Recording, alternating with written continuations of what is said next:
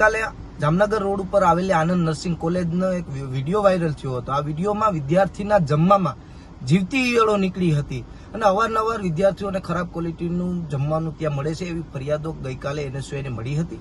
આ ફરિયાદોને લઈ આજે એનએસયુઆઈ દ્વારા આનંદ નર્સિંગ કોલેજ ઉપર હલ્લાબોલ કરવામાં આવ્યો હતો અને ટ્રસ્ટીને એક લેખિતમાં બાહેધરી લેવામાં આવી કે ભાઈ જે ગઈકાલમાં ઈળું નીકળી એના માટે મેનેજમેન્ટ સ્વીકારે છે કે આ મેનેજમેન્ટની ભૂલ હતી અને માફી માંગે છે। આવનારા દિવસોમાં સારી ક્વોલિટીનું જમવાનું આપવાની બાહેધરી લેખિતમાં એ ટ્રસ્ટી દ્વારા આપવામાં આવી છે।